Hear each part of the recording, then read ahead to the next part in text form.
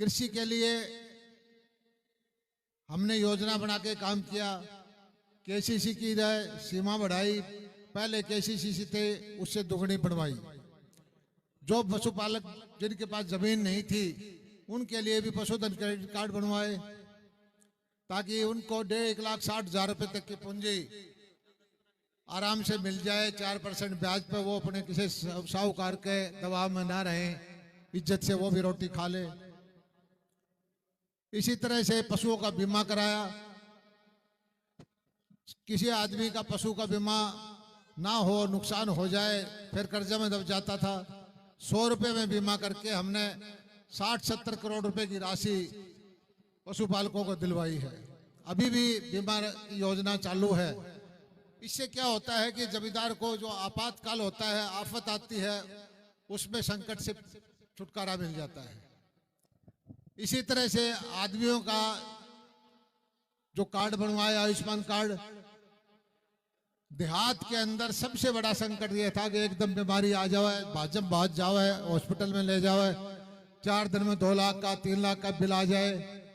आदमी बचाए ना बचाए, लेकिन आने वाली पीढ़ी की कई साल की गुलामी हो जाती थी। अब ये 5 लाख तक का इलाज करके मैं समझता हूं बहुत भला काम हमारी सरकार ने किया है। मोदी जी का इससे बढ़िया काम हो नहीं सकता, क्योंकि गरीब और अमीर का जो फर्क है उसको मेटने की कोशिश की है। गरीबों को घर बैठे पीले कार्ड बनवाए। 20-22 लाख पीले कार्ड पहले थे, 42 लाख 44 लाख बढ़ा दिए। एक आध का कटा है, भाई को नौकरी लग जाए, किसी की आमदनी बढ़ जाओ तो कटता है। हो सकता है किसी का गलत कटा हो, उसका ठीक करवाएंगे। और हमने काम करना था, पहले वाली व्यवस्था को बदलने का काम किया है। लोहारों में तो खासकर नवाब चले गए थे, नवाबी शासन आड़े चला करता भाई। कुछ परिवारों के बगैर किसी का कोई फायदा नहीं होता था, कोई सुनवाई नहीं होती थी। थाने में हो, बिजली का दफ्तर में हो, नेता दौरे जाना हो, डीसी एसडीएम दौरे जाना हो, कुछ परिवारों का राज होया करता। लेकिन अब सारे भाइयों का बराबर का हक है। और ये लोग वो कुछ परिवार हैं वो तकलीफ मान रहे हैं कि हमारी चौधर तोड़ दी। चौधर नहीं तोड़ी भाई, जिसका हक है उसने मिलेगा। यह सरकार गरीबों की सरकार है, मोदी सरकार हर आदमी की सरकार है। ये नवाबशाही नहीं चलेगी। कितनी उछल कूद कर लो, नवाबशाही चालन कौन दे? ये लोग छने ये नहीं मानेंगे। इनको मजा आ गया ही, इनको आजादी भोगने का मजा पहली बार आया है। और उसी का परिणाम है कि जो रैली हुई थी अपनी सिंघानी में, 4 दिन का नोटिस पे जो तुमने लाखों आदमी इकट्ठे कर दिए, सारा हरियाणा चकित था। भाई ऐसा होया कि मैं बोला भाई लोहारों के गरीब आदमी जाग पड़ा है, उसको पता है कि उसका हक दिलवाने में, उसकी लड़ाई लड़ने में उसके साथ उसका विधायक, उसका मंत्री खड़ा है, इसलिए वो लड़ाई लड़ रही है। मुख्यमंत्री जी भी हमारे प्रभारी आए, वो देख करके भी आश्चर्यचकित रह गए कि भाई 15 तारीख ने सेशन शुरू हुआ था, 19 तारीख तक तो विधानसभा का सेशन था, 24 तारीख की रैली थी। ऐसा क्या जादू हो रहा है? मैंने कहा जी ये नीतियों की जीत है। ये गरीब आदमी के लिए जो काम कर रहे हैं हमारे प्रधानमंत्री नरेंद्र मोदी जी, गरीब को जो योजनाओं का लाभ मिल रहा है, गरीब को जो आत्मसम्मान मिल रहा है, गरीब दबाव से निकल रहा है, ये उसका परिणाम है। किसानों को घर बैठे जो है फसल बीमा की राशि मिलती है, किसानों को अच्छे भाव मिलते हैं, और लोहारों के किसान को टाइम पर बिजली मिला है, लोहारों के किसान को नहरों में पानी है। इसका परिणाम है कि हर आदमी ये समझता है कि कुछ आदमी थोड़े बहुत को छोड़ करके लोहारों की जनता गदगद है। लोहारों की जनता भारतीय जनता पार्टी को समर्थन करती है, लोहारों की जनता नरेंद्र मोदी जी को पसंद करती है, और करना भी चाहिए। भाई आपके सामने है, ये नहर थी, ये खड़िए टूटे पड़े थे सारे। मैं आज से 5-6 साल पहले मनोहर लाल जी से बात की मैंने कि मनोहर लाल जी और कोई काम हो ना हो, चौधरी बंसीलाल ने नहर बनवाई थी, इन नहरों का पानी मंजूर भी किया था, लेकिन यहाँ के नेताओं ने हमारे लोगों को बता दिया कि भाई SYL आओगी जब तारा पानी आओगा।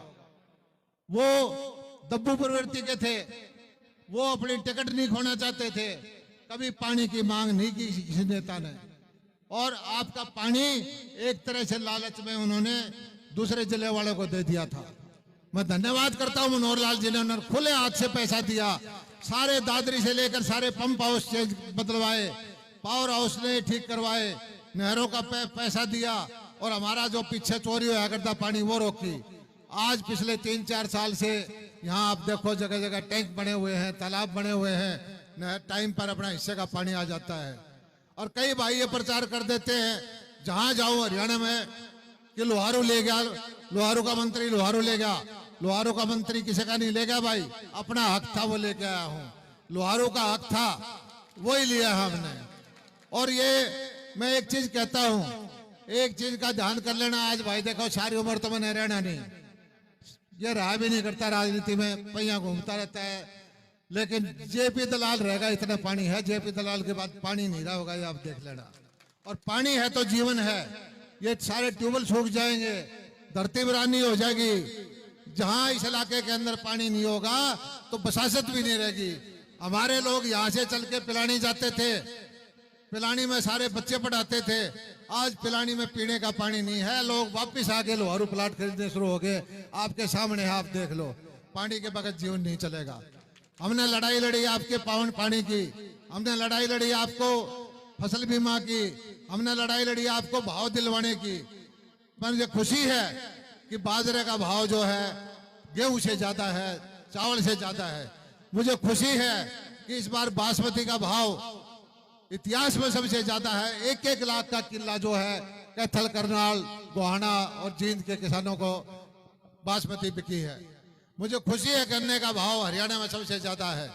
इसी तरह से बीमे का पैसा दिया, 7-8 लाख एकड़ जमीन खराब हुई पड़ी है, उसके लिए हम चोआ तोड़ने लग रहे हैं।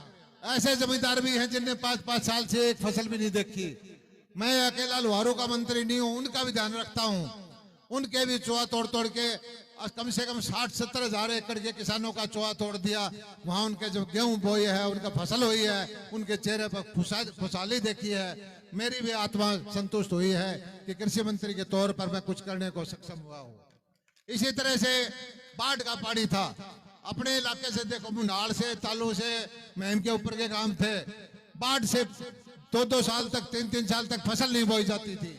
उनका हजारों करोड़ रुपए लगा करके बाढ़ का समाधान किया। हमने कोशिश ये करी है कि जमींदार की आमदनी किसी तरह से बढ़े, और जमींदार की आमदनी बढ़ाने के लिए किसान को फसल विविधीकरण करना जरूरी है भाई। और इस टाइम आपसे मैं एक प्रार्थना करता हूं, हमने बहुत सारी खाद, यूरिया और डीएपी दी है आपको, लेकिन भाई इससे अपनी धरती खराब होने लगी। आप ईमानदारी से मानो, पहले आधा कट्टा में होया करता, ओड़ा 1 डालना पड़ा है, तो एक कट्टे में गेहूं होया करते, ओड़ा 2 डालने पड़े हैं, 2 डाला करते वहां 3 डालने पड़ते हैं। इस तरह से करते करते हम धरती का स्वास्थ्य खराब कर रहे हैं। इसको कहीं न कहीं तो रोकना पड़ेगा। अगर यूं ही डाल डाल के हमने धरती को बंजर बना दिया तो आगे जीवन मुश्किल हो जाएगा भाई। आप लोगों से मैं एक ही प्रार्थना करता हूं, हमारी योजना है ये गो सेवा आयोग की, गोपालन की, प्राकृतिक कृषि की। ये योजना इसलिए बनाई है कि जो आप ये पेस्टिसाइड डालो हो, यूरिया डालो, डीएपी डालो, बीमारियां का घर है। ऐसे जंजाल में फंस गए हैं, इधर से मेहनत करा, फसल करा, 2 पैसे कमावा, बाद में किसी की किडनी खराब, किसी का लीवर खराब, वो सारा पैसा घूम के डॉक्टर को दे दा। इस जंजाल में फंस गए हैं। मैं तो एक चीज कहता हूं कि अपने खाने के लिए 1 बीघा, आधा किला, 1 किला, 2 किला प्राकृतिक खेती। प्राकृतिक का मतलब बिना पेस्टिसाइड के, बिना फर्टिलाइजर के, बिना यूरिया डीएपी के वो खेती करो भाई। मैं ये नहीं कहता सारी करो, तो आपको जब ये समझ में आ जाएगी, उसके लिए हमारे महकमे ने अलग से विंग बनाया है, वो ट्रेनिंग देते हैं। 1 हफ्ते की ट्रेनिंग के बाद जो उसमें जीवामृत, घनामृत बनाने की गाय के गोबर से उसकी सिखाई करते हैं, ड्रम भी देते हैं। और जो गाय पालेगा देसी, उसको 25,000 रुपए उसके खाते में डाला। हमारा फायदा नहीं है, हमें तो घर से पैसे देने पड़ते हैं, लेकिन आपको ललचा इसलिए रहे हैं कि अपनी सेहत को बचाओ, धरती माता के स्वास्थ्य को बचाओ, परिवार को बचाओ, समाज को बचाओ। हम ये इसलिए काम कर रहे हैं। और ये आप इस इलाके के अंदर आपने देखा होगा, पीछे हमने प्रोग्राम किया था गिरगांव में कितनी तरह के पौधे वहां तैयार कर रहे हैं, बागवानी की योजनाएं लेके आ रहे हैं, सब्जियों के प्रोजेक्ट लेके आ रहे हैं। मेरी कोशिश, मैं बार बार कहता हूं कि इस इलाके के अंदर और ऊपर का उत्तर हरियाणा का इलाका है, वहां जमीन का ठेका है 60,000 रुपये, 70,000 रुपये। अगर कोई ठेका पे ले तो अपने ठेका हुआ करता 10,000, 15,000 रुपये। इसी से पता लग जाता है कि हमारा किसान कितना कमजोर है, हमारा आमदनी कितनी है। 60,000 वाला कोई ठेका पे ले तो 20-30,000 रुपये वो भी कमा हुआ है, हमारा देखो 10-20,000 का था। लेकिन धीरे धीरे करके मैं कोशिश कर रहा हूं कि यहाँ भी वो उतना ही महंगा हो जाए। और यहाँ के लिए जो चीजें हैं, चाहे खजूर लगवाने आ जाओ, चाहे और कोई खेती कराने आ जाओ, सारे अधिकारियों को मैंने पूरा दबाव दे रखा है। ऐसी चीज खोज करके लाओ कि बालू रेत के टीला में भी खुशहाली हो, जगह जगह कोठी बन जाए। ये भी इतनी कमाई कर सके जो विकसित इलाका है उस लोगों के करते हैं। और मैं धुन का पक्का हूं, आप अगर मुझे मौका दोगे तो ये मैं करके दिखाऊंगा आपको। और निश्चित तौर पर हमने मंगियाना में हमारा एक फार्म है, वहां 8-10 नस्ल के खजूर तैयार करे, 5-6 के तो फेल हो गए, 3-4 के फल लगे। अब उसकी हम ग्राफ्टिंग करके और उनकी नस्ल वो पौध तैयार करवाएंगे और 4-4 हजार का पौधा फिर आगे अगले साल 2 साल में आपको 200-300 रुपए में बचवाएंगे। एक बार खजूर के पौधे 80-100 एक खेल में लाग जाए, 5-7 लाख रुपए की आमदनी है, 70-80 साल तक फल देगा, बीच में और फसल भी ले सकते हो। गौशाला के लिए हमने बजट बढ़ाया, इसीलिए ये गौओं की सेवा करो।